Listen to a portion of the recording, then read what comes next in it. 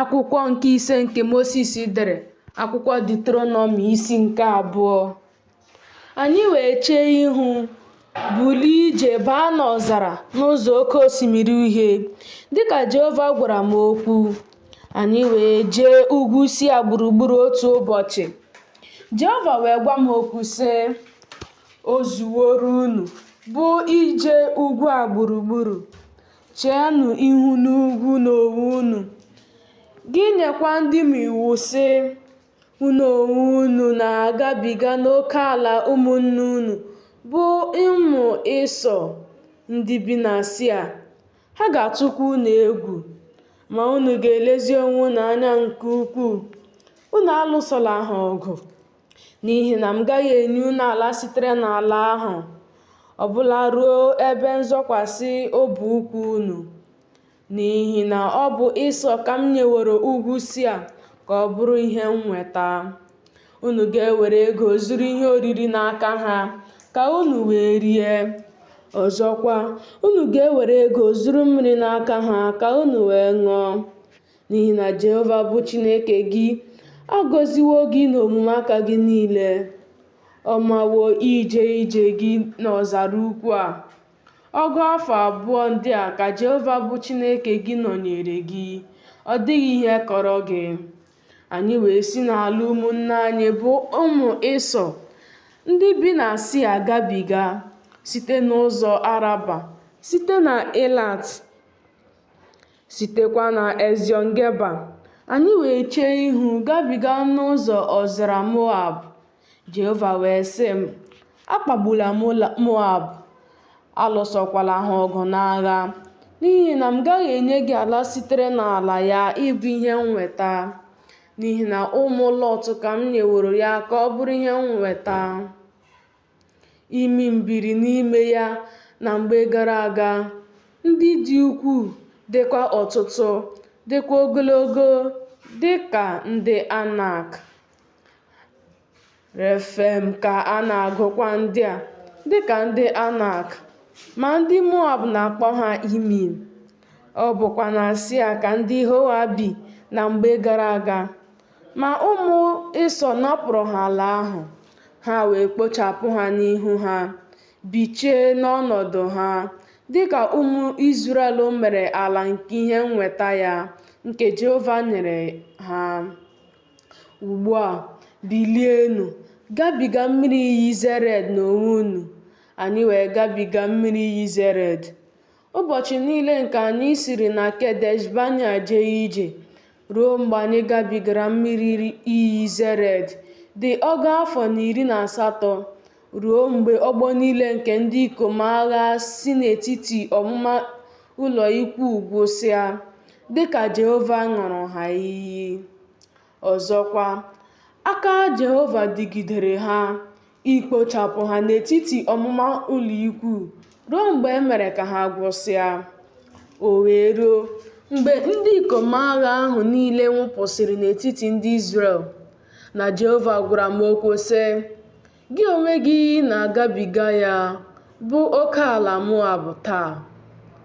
Ma mgbe ị na-abịaru nso ncherịta ihu ụmụ Amọn, akpagbula ha, alụsokwala ha ọgụ, n'ihi na m gaghị enye gị ala sitere n'ala ụmụ Amọn ka ọ bụrụ ihe nnweta. N'ihi na ụmụ Lọt ka m nyeworo ya ịbụ ihe nnweta. Ala Refem ka a gụkwara nke ahụ. Refem biri n'ime ya mgbe gara aga, ma ndị Amọn na-akpọ ha Zamzumim, ndị dị ukwuu, dịkwa ọtụtụ, dịkwa ogologo, dịka ndị Anak. Ma Jehova kpochapụrụ ha n'ihu ha. Ha wee napụ ha ala ha, bichie n'ọnọdụ ha, dịka ihe o mere nye ụmụ Ịsọ, ndị bi na Sia.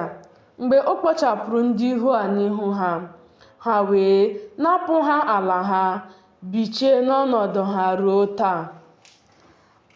Ma Avim, ndị bi n'obodo nta ruo Geza, Kaftorim, ndị si na Kafto apụta, kpochapụrụ ha, bichie n'ọnọdụ ha.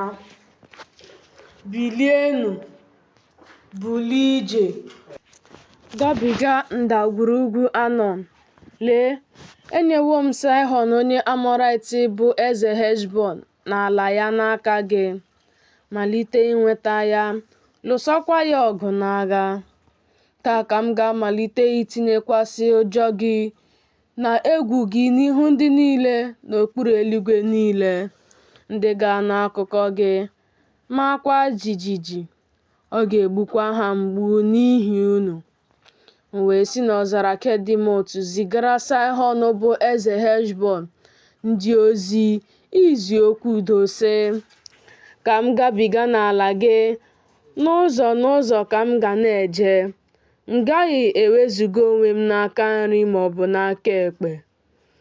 N'ego ka ị ga-erenye m ihe oriri ka m wee rie, n'ego ka ị ga-enyekwa m mmiri ka m wee ṅụọ. Naanị kwee ka m gabiga n'ụkwụ m, dị ka ụmụ Ịsọ ndị bi na Sia na ndị Moab ndị bi na ya mere m, ruo mgbe m ga-agabiga Jọdan baa n'ala ahụ nke Jehova bụ Chineke anyị na-enye anyị. Ma Saịhọn bụ eze Heshbọn achọghị ka anyị gabiga n'ala ya, n'ihi na Jehova bụ Chineke gị mere mmụọ ya ka ọ dị ike, gbakwa ya ume, ka o wee nye ya n'aka gị otu ọ dị taa. Jehova wee sị m, lee, amalitewo m ịrara Saịhọn n'ala ya nye n'ihu gị. Malite inweta ka ị wee nweta ala ya. Saịhọn wee pụta izute anyị, ya onwe ya na ndị ya niile ibu agha ruo Jehaz. Jehova bụ Chineke anyị wee rara ya nye n'ihu anyị. Anyị wee tigbuo ya na ụmụ ya ndị ikom na ndị ya niile. Anyị wee were obodo ya niile na mgbe ahụ, wezuga obodo ndị ikom ọbụla, ya na ndị inyom na ụmụntakịrị, ka e bibie ha. Ọ dịghị onye fọdụrụ anyị hapụrụ. Naanị anụ ụlọ ka anyị lụtara n'agha n'onwe anyị, ha na ihe nkwata obodo niile nke anyị nwere. Site n'Aroea nke dị n'ụsọ ndagwurugwu Anọn, n'obodo ahụ nke dị na ndagwurugwu ahụ, wee ruo Giled, ọ dịghị obodo nke karịrị anyị elu. Ihe niile ka Jehova bụ Chineke anyị rara nye n'ihu anyị. Naanị ị bịarughị nso ala ụmụ Amọn, akụkụ niile nke mmiri iyi Jabọk, na obodo niile nke ugwu, na ebe ọbụla Jehova bụ Chineke anyị nyere anyị iwu banyere ya.